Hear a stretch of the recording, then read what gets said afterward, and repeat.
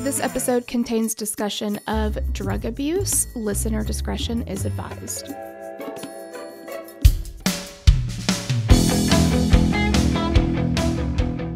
On August 8th, 2013, 26-year-old Brandon Lawson left his home in San Angelo, Texas after a huge fight with his fiancé. She hoped that he'd return after cooling down, but she woke up the next morning to find multiple missed calls from Brandon.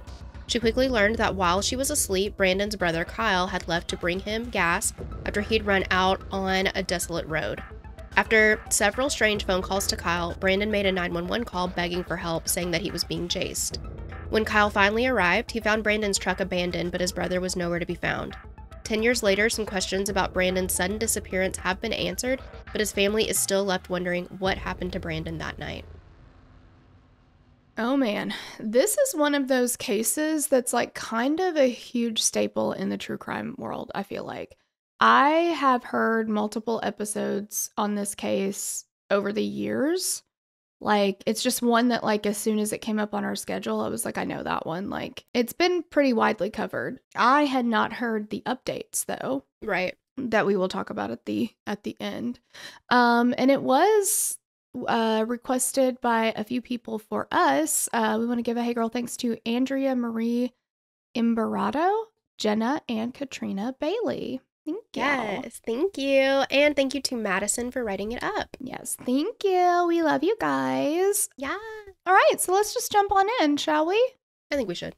Brandon Mason Lawson was born on November 18th, 1986 to Kimberly and Bradley Lawson in Fort Worth, Texas. He had two brothers, Kyle and Billy, and a sister named Brittany. Brandon loved the outdoors and could often be found fishing or camping. Unfortunately, there's not a whole lot of information published about Brandon like before his disappearance. So pretty much everything you hear about Brandon comes after he's disappeared.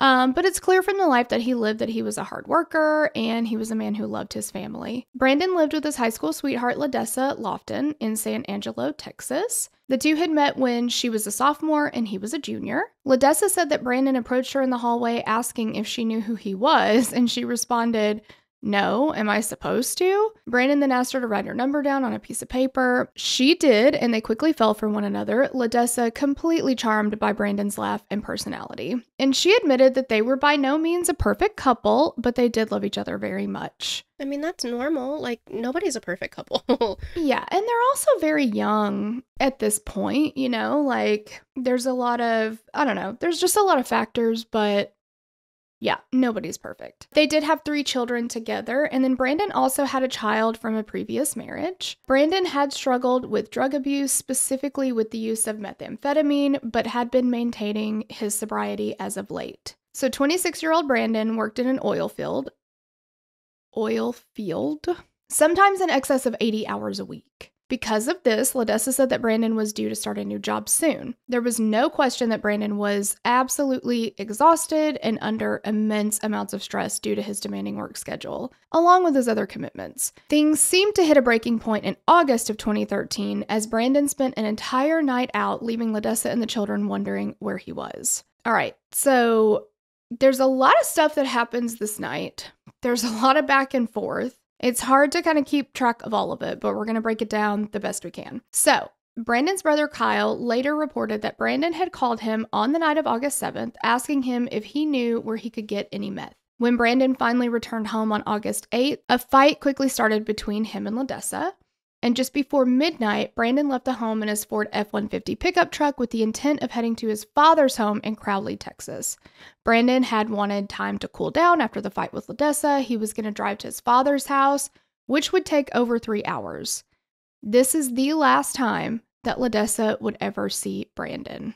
And the thing about the meth, so Kyle does an interview with Crawlspace, which is a podcast, and he says that Brandon had been sober because of his job. He had to get drug tested, and he had recently been drug tested. And so he was like, or I think for the new job he was going to start, he'd already done the drug test for that. Right. So he was like, I want to get high. Well, yeah, I mean, so yeah, he doesn't have to worry about a surprise pop-up drug test, right? Because he just was drug tested. So. Yeah, he just did it. So he's like, now's a good time. And Kyle said Brandon was the kind of guy, like, he had struggled with it before, but at this point, he said he kind of just did this every once in a while. He'd be like, hey, I just kind of want to get high, like the one time. He was like, he would do it one time and then not do it for a long time. He said that he did tell him when he asked him if he knew anybody he could get it from, he was like, dude, don't do that. Like, you don't need to do that. Don't worry about it. You know, like, just, you've been working hard, just like, stay where you are. And he really wanted to, so Kyle put him in touch with somebody, and then he was able to get it. So Kyle says, I don't believe he was high on meth this night. I know for a fact that he had been on meth that night. Right. So, and obviously that's just going to play into things, you know? Your state of mind is going to be different. I've never done meth. I don't know. But there are cases that we've covered, or, you know, things that we've seen where you can feel very paranoid. Mm-hmm. Absolutely. So. Brandon called his father, Bradley, around 11:30 p.m. before leaving to tell him that he was headed to his place in Crowley. At 12 a.m., LaDessa called Brandon's cell phone and asked him to come back home, worried that he was, you know, this is a long trip. This is 3 hours. It's in the middle of the night. And LaDessa had also called Brandon's brother, Kyle, worried about Brandon. Kyle offered to come to the house and check on her and the kids. At 12:34 and 12:36 a.m., LaDessa missed 2 phone calls from Brandon. At 12:38 a.m., Brandon called Kyle and told him that he'd run out of gas along Highway 277 near Bronte. I'm hoping I'm saying that right. Kyle said that it was difficult to entirely understand what his brother was saying due to poor cell service, but he heard Brandon say, quote, I'm 10 minutes up the road, just hurry up and get here. Kyle also heard Brandon say, quote, 3 expletives are chasing me out of town, and the expletive reportedly referred to Mexican people. When Kyle heard Brandon say this, he asked his brother if he was high, and Brandon said, no, I'm not. At 12:40 a.m., Kyle called LaDessa and told her that Brandon had run out of gas, and she said that she would leave a gas can on the porch for him to take, and that she was going to take a shower and she was going to go to bed. Because Brandon had the only wall charger for the cell phones, LaDessa ended up putting her cell phone to charge in her van that night. At 12:48 a.m., LaDessa missed another phone call from Brandon. Kyle made his way over to Brandon and LaDessa's home along with his wife Aubrey and their 4-year-old son to grab the empty gas can. There were multiple calls back and forth between Kyle and Brandon, most of which ended up being missed calls. 12:50 a.m., Brandon called 911. And because of how small the town was, 911 calls actually rang to a nearby nursing home. The receptionist who answered would triage calls and dispatch appropriate resources when necessary. And we're going to go ahead and play the 911 call here and let you guys hear what that was like. At 12:51 a.m., Kyle called Brandon and left a voicemail, and at the same time, Brandon called LaDessa again, which went unanswered. At 12:52 and 12:54 a.m., Audrey and Kyle called Brandon, no answer. At 12:57, Brandon called his neighbor, then called Kyle twice. At 12:58, Brandon's neighbor called him back 3 times. Kyle also called Brandon again. Around this time, a trucker that had been driving along Highway 277 reached a small gas station. While he was there, he called 911 to tell them that there was a pickup truck on the side of the road, and the way that the truck was parked, it was sticking out into the road, and he almost hit it, so he was like, I don't want anybody else to almost hit this truck. Yeah. At 1:04, the call taker at the nursing facility who'd taken Brandon's 911 call tried calling him back to get more information about what was happening and exactly where he was located, but Brandon did not answer, so she left a voicemail. At 1:09, Brandon called Kyle 3 times. At 1:12, Kyle called Brandon 3 times. At 1:15, Brandon called Kyle twice, which were the last calls made from his phone. Kyle was actually on the phone with Brandon as he pulled up to Brandon's truck, and law enforcement arrived shortly after and pulled up behind Brandon's truck. Deputy Neal was responding to the call that the trucker had made about his truck being in the road. And Kyle told Brandon that he was pulling right up then, and he said that Brandon told him, quote, I can see you, I'm right here. Neither Kyle nor Audrey could see Brandon anywhere, but despite this eerie statement, Kyle says that he was not overly concerned. During an earlier call between Kyle and Brandon, Audrey and Kyle said that he told them that he was about 10 minutes up the road and bleeding. So still, Kyle believed that Brandon was fine and that they'd see him soon. Audrey texted Brandon that there was a cop behind his truck, and Kyle knew that his brother had an active warrant in nearby Johnson County for possession with intent to deliver, and assumed that he was probably hiding in nearby brush until the deputy left. The truck, because Kyle doesn't know that Brandon has called 911.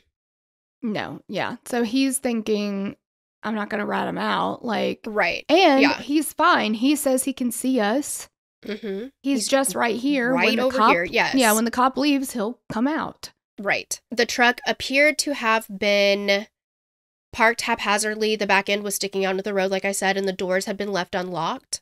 Brandon's cell phone, wallet, and keys were not in the vehicle. Kyle told Deputy Neal that the pickup did belong to his brother and that Brandon was walking along the road, but having difficult calling anyone due to poor cell service. He didn't tell the deputy that he'd just spoken to Brandon, and once Kyle and Deputy Neal finished discussing the situation, Kyle drove down the road a short ways and parked to see if Brandon would come out once the deputy had left, but he did not. Kyle, whose paycheck hadn't been deposited into his bank account yet, he couldn't actually get the gas for Brandon, so he ended up leaving the empty can in the bed of Brandon's truck, and he waited for about 45 minutes, but he still never saw Brandon. Now, they have Kyle and Audrey have their 4-year-old son in the backseat, right? And he's very hungry. He's crying. So they're like, we're just going to drive to, back to town to get food for our kid. Kyle said, okay, I figure, okay, he's just out there. He's hiding because of the police. He's going to be out there whenever I go back. When I take gas, maybe the police officer will be gone by then. At 3 a.m., all calls to Brandon's phone began going straight to voicemail, indicating that his phone is either turned off or dead. And around 5 a.m., Kyle returned to Brandon's pickup truck, but unfortunately, Brandon was not there, and Kyle never saw him again. So after Brandon's 911 call, no one was dispatched to the location that he gave the call taker. The only reason that Deputy Neal showed up was because the trucker had called about a vehicle parked in the road. That's the only reason. And in fact, it wasn't until actually several days after Brandon disappeared that LaDessa discovered the call. So they didn't know initially for a few days that Brandon had ever called 911. And they found that going through the phone records. Right. And the 911 call is one of the biggest question marks in Brandon's disappearance and has been highly debated. Okay, so you've heard the 911 call. Now, Brandon is countryer than a turnip green. And it's a phone call. You know, those are always harder to understand anyway. So we're going to kind of break it down and let you know what is kind of most widely accepted as to like what was on the call. You be the dispatcher. Okay. 911 emergency. Yes, I'm in the middle of a field, and then there's like, he says a string of words that no one can make out. Nobody can figure out, yeah. Just pushed or pulled some guys over. Out here going towards Abilene on both sides. My truck ran out of gas. There's one car here. The guy's chasing me through the woods. Please hurry. Okay, now run that by me one more. There'll be no talking to him. I ran into him. Oh, you ran into him. Okay. And then he says something that's inaudible. The first guy. It sounded to me like he said, I dropped the first guy or that's what I thought. Something like that. The way that I took it was that there was an altercation and maybe that he had punched the first guy or something. I don't know. It sounds like to me that he says I dropped the first guy. Yeah. Do you need an ambulance? No, I need the cops. Okay. Is anybody hurt? Hello? Hello? Hello? And that's it. Why nobody was dispatched, I'm not really sure. Because at the least, he says I ran into them. And the way that the dispatcher takes it is, I thought that she thought that he hit the car. Yeah. So at the very least, we're talking about a traffic accident, which a cop would show up to. Mm-hmm. And also, I mean, the cop that ended up going, Deputy Neal, he would have probably looked at it completely different had he known that it wasn't just an abandoned car on the side of the road, that it was somebody, the owner of the truck had called and asked for assistance for whatever reason. Exactly. There are also a lot of noises in the 911 call that, you know, It's background noise. You can tell that Brandon's running. Maybe he dropped his phone. Maybe he put it in his pocket. A lot of people think that they hear gunshots in the background, or maybe even a second person talking. Kyle says he knows exactly what that noise is, and he says it is a truck coming over the bridge because there's a bridge right there. And you know, like when there's some where like when you go over the bridge, like da-dun, da-dun, like as you're, he says that's what you're hearing, and he's like, that's exactly what that noise is. Right. But there's really you can try to guess what he says, and you can try to understand it, but even people that are close to him can't tell exactly what he said. Like, we're not sure exactly what he says in the beginning. Brandon immediately tells the call taker that he's in the middle of a field, and then he says a staper just pulled or pushed some guys over. Kyle and many people think he was trying to say state trooper, but in this, like, you know, heightened adrenaline state, he accidentally blended the two words together, which makes sense. He either says staper or stupor. Exactly. Yeah. I mean, coin costs over here. So, yeah. There was also no indication or record that anyone from law enforcement was on the scene near Brandon's truck, except for when Deputy Neal arrived shortly before Kyle. Okay. Kyle also says that when he gets there, he says to Deputy Neal, "My brother ran out of gas. He's walking up the road somewhere. Is it okay with you if I drive up the road a little ways to catch up to him?" And he says, "Sure, but I just came from this direction and he wasn't walking on the road. So there's no reason for you to go that way. Go the other way." And he's like, "Okay, that makes sense." It also sounds like Brandon said that he ran into someone, which again, you know, could have been that he hit a car, a person, maybe figuratively, he ran into someone when his vehicle ran out of gas. The 911 call has been slowed down. It has been heavily analyzed, but there's still a lot of debate about what Brandon was saying. Early morning on August 9th, after Kyle had returned to Brandon's truck and was still unable to locate his brother, Brandon's truck was towed. On August 11th, a small search team was gathered to search the area near where Brandon's truck was abandoned, but Brandon was never found. At that point, a report said that there was a spot under a tree that looked as though someone had sat down on it, or in it, that was within eyesight of Brandon's vehicle. Just a few days later, the Texas Rangers began investigating Brandon's disappearance, but they came to the same conclusion, that Brander was no longer in Coke County. How? Based on what? Yeah. How'd you get that? You look around and say, well, he's not right here. Like, I don't see him. So he's no longer in the county. Yeah. I've looked everywhere. Mm-hmm. There is absolutely no way for you to make that determination. No. You can say, I don't know where he is. Yeah. Or, I mean, I would even accept we don't believe he's in the county. Because maybe you don't. That's dicey to me, too, because people take police, like if you do a press conference and you put it out there, yeah, okay, well, they don't think he's here, so he must not be here. Yeah, he's not here, so no need to keep searching. August 13th, Ledessa went to Coke County Sheriff's Office to report Brandon missing, and on the same day, Texas Ranger Nick Hanna took a helicopter ride from over the Colorado River south and down to, both sides of US 277, which is near where Brandon's truck was left. And Deputy Neal's report from Hannah's search read, quote, "It was determined that Lawson was not on the ground due to the fact that there was a lot of exposed bare ground even under the short mesquite and cedar bushes. Brandon Lawson is not in Coke County, lost or hiding." Excuse me? Yeah. If you talk to anybody who did searches of this area, it is all brush. It is not openly visible. Mm-hmm. Unless it's the middle of winter and everything's dead. Then you might be able to see through. But even then, if there's thick brush, the sticks are still there. It's still difficult to see through. Sure. Well, and I mean, he went and sat down by a tree. So there's at least a tree right around there. Exactly. That you can't see everything from the sky. Well, and okay, have they never seen the movie Misery? Because you can't just give it an ocular pat down and be like, he ain't here no more. Because could be anywhere, honestly. Could be somebody could have picked him up and put him in a house somewhere. Still in the county. Because people live there. Like, Yep. And the fact that they didn't do anything with the truck is interesting. They towed it, but it just went to the tow company. And then Ledessa picked it up from there.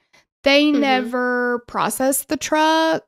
none of that. Well, it doesn't seem like, from where I'm sitting, it doesn't seem like they took this as seriously as they should have, with even thinking that it was a missing persons case. It was just like, well, he dumped it. All right, let's get it off the road. Which I understand they had to move it. Like, I get it, because it was in the road. I get that. Yeah, but process it, because now you can't find him. Yeah. Exactly. I don't understand it. Deputy Neal further emphasized his belief by explaining that Coke County was in the middle of a bad drought, and during the helicopter ride, they could see corn sacks from the air. Quote, if you can see those from the plane, you can see someone lying down. Okay, Dan. Yeah. Maybe in this little area right here, but... Right, yeah, there might be pockets of space, that you can see. Sure. On October 24th, 2013, a large-scale search was conducted by the Texas Search and Rescue and several law enforcement agencies, including search dogs, but no sign of Brandon were located. No signs were located. LaDessa, like the rest of Brandon's family, was crushed by Brandon's disappearance, and LaDessa in particular, I can't even imagine. She felt so guilty because the last encounter that she had with him was an argument. And she said, quote, for a long time, I blame myself. I will never get those words back. That's so sad, That's so sad. I can't imagine. And, right. I know. And obviously, you can't, like, I don't think anything that anybody could or would say would make that easier for her, because that's just something that, it's human nature to feel. But you never know when your last interaction is going to be with somebody, and you just never know. She didn't know. No, she didn't know. I saw a video the other day, and it, like, kind of, I don't know, it grabbed me, but the guy said that he was, like, talking to a guy that he worked with, and he was like, yeah, me and my wife got in a big fight or whatever, and they kind of talked it through a little bit, and he said, when I get home, I'll tell her, I'm sorry, and, whatever. And he said, excuse me, he said, what makes you think that's going to happen? And he's like, well, it is going to happen. Like, when I get home, I will talk to her about it. He said, no, what makes you think that you'll get home? Like, you might not. Like, you don't know what's going to happen. And he's like heavy. Oh, shit. Yeah. Like, I know. It's just sad. But, like, that happens. Yeah. People in relationships get into fights, and it's just, it's so sad for that to be the last interaction, and that weighs on her, and I feel so terrible for her, Despite LaDessa carrying guilt about her and Brandon's last words with each other, she never believed that Brandon left of his own volition. Quote, Brandon would never run from his kids, and while he did have an outstanding warrant, we were in the process of saving to pay his fine and addressing it through his lawyer. And also, like, okay, so a lot of people said that Brandon had that warrant, right? And because of his past with drugs, he more than likely disappeared intentionally that night. And it's possible, and even probable, according to Kyle, that Brandon was hiding from law enforcement that night, especially when he saw the officer pull up behind his truck. But why would he call 911 and ask for cops to come there? Right. And the frustrating thing is, I mean, of course, it's like hindsight 2020, obviously, right? But Kyle had no idea, so he's trying to help his brother kind of, he'll stay in hiding, he'll come back out. And I don't know if that would have changed things. It might have, I think it would have made the situation more dire earlier on. And maybe they could have, I don't know if they could have searched that night. You know what I mean? Like in the darkness, I don't know. But it's just, I don't know. It's crazy. The whole thing is very bizarre. Yeah, and Kyle says, like, not one thing about that night makes sense. Not one thing makes sense. It all makes no sense. It all is out of character, just doesn't make any sense. But I don't know anything about Deputy Neal, anything like that, but I just wonder if you called for police, like, I need help. It's reminding me of the movie, is it called Crash? Yes. The one with all the different people? Okay. So Zoe Saldana, great movie. Zoe Saldana, they get pulled over, her and Matt Dillon, the characters that they play, they're a married couple. Yeah. They get pulled over, and one of the police officers sexually assaults her. And then later, she gets into a car accident, I think. And that, wait, Matt Dillon might be the cop, actually. Matt Dillon is the cop. Matt Dillon is the cop. Yeah. She's married to, Terrence Howard. Terrence Howard. And I don't think it's Zoe Saldana. I think it's... not? I don't think it's Zoe Saldana. I know who you're talking about, but I can't think of her name for anything. Oh, in my mind, it was Zoe Saldana. So, well, yeah, I could be totally wrong. I'll let you believe that. But I've been imagining that this whole time. No, I don't think it is. So, she gets into a car accident, and the police officer that shows up is Matt Dillon. And she doesn't want to go with him. She needs his help. Because she's like stuck in the car, and it's bad. But it's bad. And she's afraid to go with him because of the interaction that she had with him before. And I'm just wondering, or maybe he thought it was a different officer that pulled up or something. But he asked for help. He knew that he needed help. But then a police officer gets there and he sees it because Kyle says, I'm on the phone with him. And he says, I can see you. And Kyle's like, I don't see you. Like, where are you? And then he says to Kyle, there's a police officer pulling up behind you. And Kyle says that, in fact, was happening. He could see me. I know he could see me. Right. And he would not come out. So was it something like that where he'd had a previous interaction with a police officer that he felt unsafe when that particular officer showed up? Maybe he mistook Officer Neal for a different, I don't know. But why would he call for help and then run away from it? Or, I mean, maybe he's had bad interactions with, I don't know if Deputy Neal was a state trooper, but like, and I'm not saying anything, this is speculation, I don't know. But maybe he was, because he called it sounds like the county police. Mm-hmm. And maybe a state trooper showed up and he's like, I'm not messing with that. And I don't know, but. And he did have a warrant out, but the fact that he even called and asked for them to come says to me that he was more afraid of what was the imminent danger that he felt like he was in. Yeah, than them arresting him because of his warrant. Like, yeah. He was willing to risk being arrested again to receive the help that he needed. But for whatever reason, this police officer shows up and he won't come out. Yeah, that's a very good point, a very valid point that it could have been just either the specific officer, he mistook him for somebody else, or it was maybe just the different, like, I don't mess with, because he said state trooper. Well, that we think he said state trooper or meant it. Yeah, or maybe, I mean, he's been arrested, I don't know how many times before. So it may just be a situation where he doesn't really trust cops. And maybe he felt like whatever that imminent danger was around him, that because his brother was there, that because the police officer was there, maybe the people that were chasing him, he no longer sees them anymore. And he thinks, okay, well, now I don't want to come out because I don't need a police officer at this point. I don't want to get arrested. And now these people are not chasing me anymore. Like, there's so many different reasons why it could, but it just reminded me of that movie. And I'm just like, you know, is it possible that he'd had an interaction with somebody that made him feel not safe? Yes, that's for them really to be good. There. I think the woman that you're thinking of that you think is Zoe Saldana is the woman from, she's in Westworld. She's been in a ton of stuff, but I can't think of her name. I didn't watch Westworld. You didn't? Oh, it was really good. Mm-mm. So, law enforcement seemed to be under the impression that Brandon had left the area in another vehicle. This was initially based on the fact. Okay, so let's workshop that, though.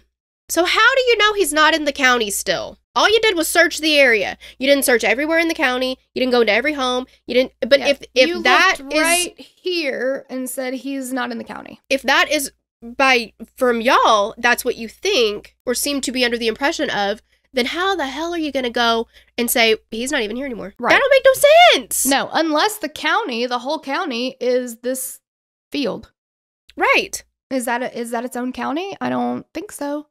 I don't know. Like, yeah, and they said, well, we can't find him right here. We can't find him. He's not right here. There are no signs of foul play. Wouldn't parking your vehicle, hanging out on the fucking highway and hightailing it out of there, parking so haphazardly that somebody's going to hit your car and you're abandoning ship in a hurry. And asking for help from police. I don't like the liberties that some law enforcement have taken in just, well, I don't think that happened, so therefore it is fact. Mm-hmm. That's not fair. Yeah, because he probably got in a car. You don't know. You don't know that. You absolutely don't know that. And they also felt like, well, Brandon and Ledessa were in a big fight. We have those text messages. Like, he probably just, are you in an OFT? But everybody, his family, his friends, everybody said this would not have happened. Like, he would not have just run off. His dad said, quote, something happened that night and it wasn't him meeting a girl and driving off somewhere. Brandon had already done some state jail time and Brandon wasn't afraid to take the punishment that was dealt to him. No, I do not believe that, not for a minute. It took a lot more than that to scare Brandon. Kyle also knew his brother wasn't perfect, but he said, this is just not a man that would abandon his family. He said, quote, my brother might have been a felon and might have messed with drugs and might have relapsed, but my brother worked for what he had. He loved his children. He took care of his children. He was a good person.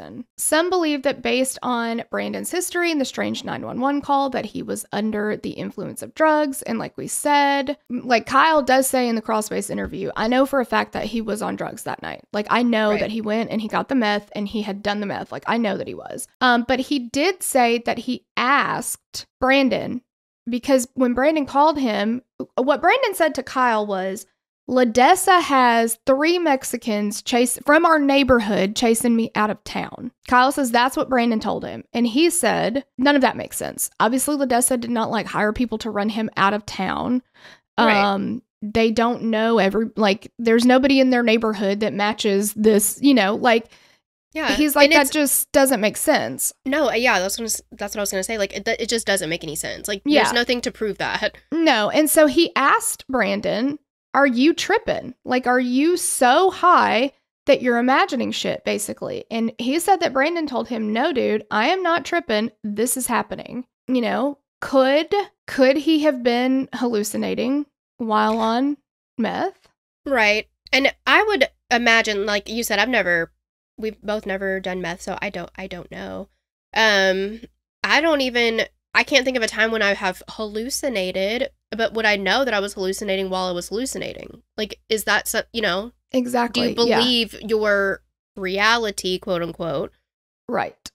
I don't know. Yeah. There's also, a lot of stuff in this area. So if he believed that he was being chased, because also when the cops got there, Kyle drove over there, there was nobody else there. There were no other vehicles. There were no other people. Mm-mm. If he had been suffering from delusions and he was running on foot out there, there's a lot of stuff in the area that could have harmed him in some way. There's rattlesnakes, coyotes, feral hogs. There's a guy, Jason Watts, who had gone to high school with him, and we'll talk about him a lot more later, but I watched an interview with him on, it's with John Lorden.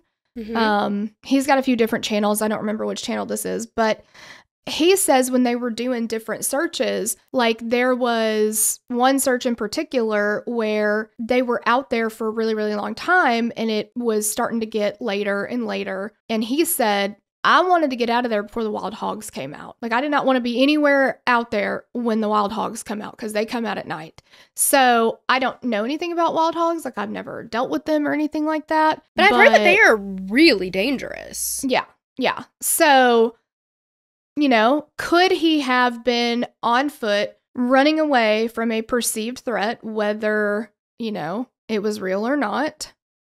Yeah. And then something happened. A snake bite him, a hog get a hold of him or something. He's, maybe he's crouched down hiding and some, or I mean, if he's wandering out in this brush, and I don't know how long he, that we can't know these things, but it's been a drought.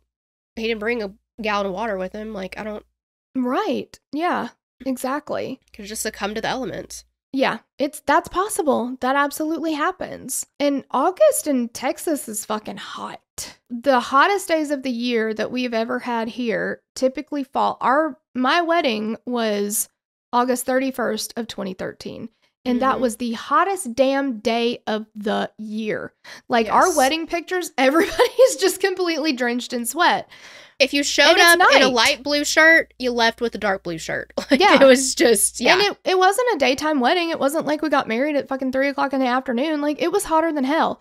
So without water, you're sweating. I mean, yeah, stuff can happen. Mm-hmm. So Texas Ranger Hannah would not discuss what he thought happened to Brandon, but Ledessa said that he told her that he believes Brandon's body is somewhere on the land surrounding the area where he was last seen. Searches using helicopters, ATVs, and several other agencies and resources took place during August, September, and October of 2013, as well as January, February, and July of 2014, but Brandon was not located. A private investigator, Paula Boudreaux, helped track down leads, mostly ones that came into the Help Find Brandon Lawson Facebook page. Both Boudreaux and Brandon's family searched the area countless times, although there were several pieces of land that the owners would not allow to be searched. However, Boudreaux said that she was told by law enforcement that they have cleared those areas already. In 2019, Kyle did the interview that we've referenced on the Crawl Space podcast. He clarified information of the night that Brandon went missing. That's when he said, I know for sure he was on meth that night. But And he said, Brandon kept saying, no, I'm not high. And he's like, I know that he was. So Kyle said on the night of August 7th, when Brandon had called him asking if he knew where he could get meth, he'd told his brother, remember, don't need to do that. But he kind of insisted, saying, I'm not going to get in trouble for it. I've already had my drug test. It's not going to affect anything. Like, I just want to smoke a little bit. So Kyle said Brandon picked up one of their friends. The two went to get high, and that this is the night that Brandon didn't return home. The next day, Kyle still hadn't heard from Brandon, so he called Ledessa, who also did not know where Brandon was. So Kyle called around, finally getting in touch with his brother who'd been at a friend's house in Fort Worth. Brandon assured Kyle that he was heading home soon. So yeah, I was out all night. Everything's fine. Later that night, August 8th, Brandon and Kyle's mother called Kyle, asking him if he could go over to Brandon's house to try and calm him down. Brandon and Ledessa were having a heated argument. This is the one that ultimately caused Brandon to leave the house. As Kyle headed over to the house, Brandon called him, already on the road. That's when he told that's when he told Kyle that Ledessa had some Mexicans from the neighborhood chasing him out of town. Brandon said that a state trooper had pulled one of them over, but the other two were still chasing him, and then he hung up the phone. So it sounds like he's saying that there's 3 cars following him. Yeah. Which, if you're driving down the road and there's cars around you, I'm not going to say that I've never thought a car was following me. Same. More than one time have I not pulled into my own driveway because I wanted to see where somebody else was going to pull off. Well, yeah. I mean, if they take like more than 2 turns the same as me, I'm like, following what me. Is this guy? Yeah. Yeah. Like, I'm about to get kidnapped. For sure. Yeah. So, yeah, if there's cars that seem like they're together and they're taking the same turns that you're taking, or, they've been driving down the same highway for a super long time, I don't know. And you're already in a heightened state of possibly paranoia, then you're going to, Right. But the way that he made it sound was that because he said the state trooper pulled one of them over, but the other 2 are still after him. So it sounds like he's referencing 3 separate cars, not like 3 people in one car. Right. And then he hung up the phone.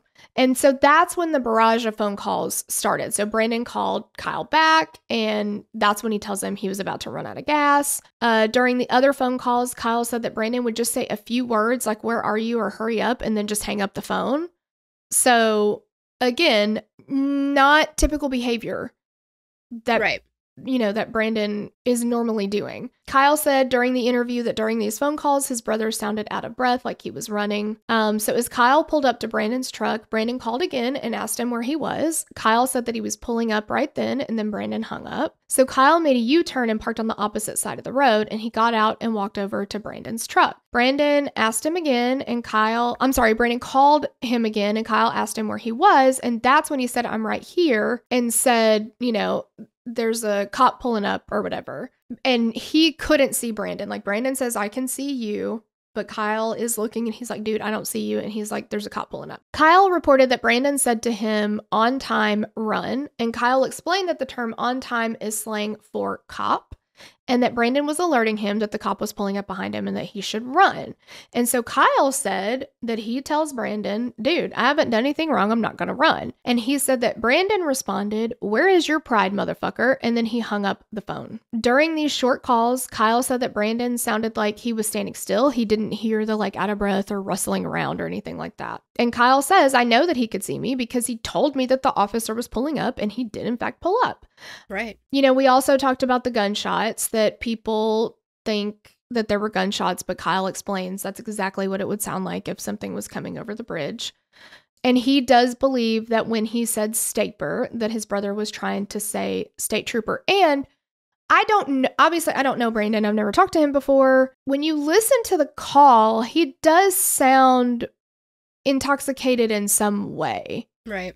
Especially, and so if you're intoxicated in some way, that's another reason that you might blend two words together, you know? Oh, yeah. And say staper instead of state trooper. Like talking in cursive, right? Yeah, exactly. But, you know, he still says none of this makes any sense at all. And he also told them, because the people on Crawlspace said, is this how he would normally talk to you? Like the where is your pride, motherfucker? Like that kind of thing. And he's like, no, that's not how he would normally talk to me. He said, but if there was a situation that he felt was like dire, like very like an emergency, he would get more stern. So he's like, I think that maybe that's why he chose that verbiage. And they asked him, like, what do you make of that? What does that mean? And he's like, I don't know what it means, because none of it made any sense, right? Not one thing from this night makes sense. He's like, but the way that I took that was like, where is your pride? Why would you just let them, you know, arrest you? Like, run. Right. Don't let them get you kind of thing. Yeah. Kyle told Crossbase that he was questioned by law enforcement shortly after Brandon disappeared, and he felt like that they seemed to think that he had picked Brandon up that night and dropped him off somewhere and was just lying about it. Kyle ended up asking for a polygraph test, and he ultimately passed 2 different ones. Because of his brother continuing to mention a state trooper, Kyle mentioned concerns about the deputy that responded that night. And they asked him, are you suspicious of him? And he's like, well, not necessarily, but I'd like him to take a polygraph test just because I said I wanted to go drive down the road, and he told me specifically not to go the one direction because that's the way he just came and he hadn't seen anybody down there. Could be true. But could he also have been telling me to go a different way for a reason? Like, well, you know? And I think that it's only fair, like, I mean, there are great cops and there are trustworthy and loyal and, you know, all of the things, moral, ethical cops, but there are also, unfortunately, in every profession, you've got good and you got bad. Mm-hmm. And I'm not accusing Deputy Neal of either or. I don't know him. But if Kyle, who hadn't done anything, if he's going to be questioned and investigated or looked into, then why shouldn't Deputy Neal? Right. Yeah. I mean, it's only fair. Mm-hmm. Exactly. And Brandon could have mistaken him for somebody else. But, sure. You know, Kyle says, again, it's just so strange because he specifically asked for law enforcement to show up. Mm-hmm. And then they do. Mm-hmm. And then he tells Kyle to run. Right. And he stays hidden. Yeah. I mean, you're going to tell a sibling to run when you believe they are in danger for some reason. Right. It could be a multitude of reasons. It could be just, I'm worried you'll get arrested, or I'm worried you'll get in trouble, or whatever. Like you busting us out of our playpen and you telling me to run and save myself. And exactly. I heeded that warning. Yeah. I saw the door about to close and I thought, it's too late for me, but you can save yourself. And we were like 4 and 2. Yeah, or something. Exactly. Yeah, it's just like he perceives some sort of danger. Absolutely. So let's just look into it. Like, you know, it could be that he was just in an altered state of mind and wasn't perceiving things properly, but like, let's just see. I don't know. And let's not have an internal investigation about it. Oh Is that too much to ask? Yeah, we looked through it and decided that we did everything right. But we had Deputy Neal look through it and decide. Yeah, and decided that Deputy Neal, yeah. But he just said, I think that he should take a polygraph test too. Like, let's just all do it. Like, whoever was at the scene that night, let's all do it. And again, I'm not accusing anybody of doing anything. It's, all of this is like speculation at best, but let's use the verbiage that the police love to use. We're doing this to rule you out. There you go. You know what I mean? Like, I'm not accusing you of anything. I'm just saying, let's rule you out.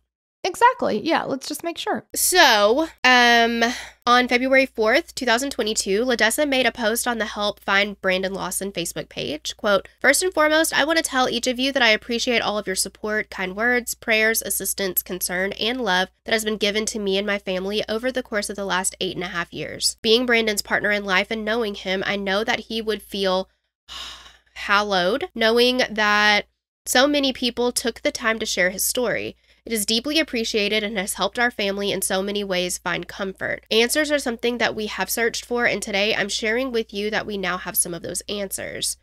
It is with a heavy heart and great difficulty that we have an important update regarding Brandon's case. Our family's long-awaited journey to find answers draw near. For years, we have gone to great lengths to search the area of Brandon's last known whereabouts. Many searches have been conducted in various ways to locate any potential clues. We have had a circle of supporters assisting us in locating Brandon throughout the process.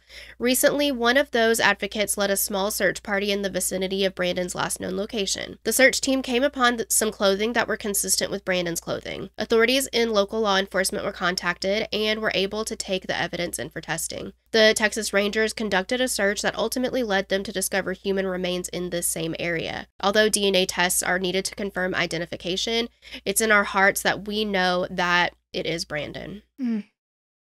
I mean, what are the odds that they find the clothing that he was wearing? Yeah. And exactly what he was wearing. Camouflage shorts, the exact same shoes in this area. Yeah, and actually the friend that you were talking about, Jason Watts, he's the one that was searching a piece of property near the area. And he found a Nike Air Max tennis shoe, and then about 50 to 75 feet ahead, he found the other shoe, if this shoe had a mate, if this one was mate, along with a pair of camouflage MMA shorts, like you said. And on top of the clothing, they also found some bone fragments, and the search group alerted law enforcement, who cleared the area and continued the search, finding more bone fragments. And like I said, or like LaDessa said, they have been taken to the lab for DNA testing. And what are the odds that you find all of these things together and it's not, it is what he wore that night? Absolutely, yeah. And when Jason Watts was asked why the landowners hadn't allowed previous searches on their land, he explained that the people that lived on this property, they didn't live there permanently or in the area, and they didn't even know about the search or anything about it. So once they found out, they were like, of course, search the property, but they didn't know at the time. Yeah, they didn't know Brandon was missing, and they said that nobody in law enforcement had ever contacted them and asked to search. Well, yeah, because they were when like, Jason Watts asked them, that was the first time. Yeah.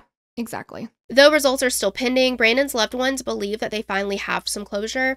Along with the fragments being located with what is very likely Brandon's clothing, the remains were found within a 1-mile distance from where his truck was parked. He's not in the county. Off. While the probable location of Brandon Lawson's remains confirmed that he didn't intentionally leave his family, which surely brings them comfort, it unfortunately still leaves many questions unanswered. His loved ones remain hopeful that the analysis of the clothing and remains will bring more answers. Yes, and we just send his family and friends all the love and support. Prayers, love and support, yes. Yeah. And I think that if you go to the Help Find Brandon Lawson Facebook page, we'll link it. There is also, I saw it on the John Lorden interview too, they're taking donations for them as well. So you can absolutely help monetarily if you feel compelled to do so. And of course, when those results come back, I mean, it's been 2 years. It still hasn't been done, but when those results come back, we'll definitely update. Yes, absolutely. And that's it. That is it. And of course, as always, we would love to know what you guys think about any part that we have discussed on any of the cases, honestly. And you can take those to Instagram, Facebook, wherever you want to, if you want to start a dialogue there. But thank you guys so much for hanging out with us. We love you, and we'll catch you next episode. Bye. Bye.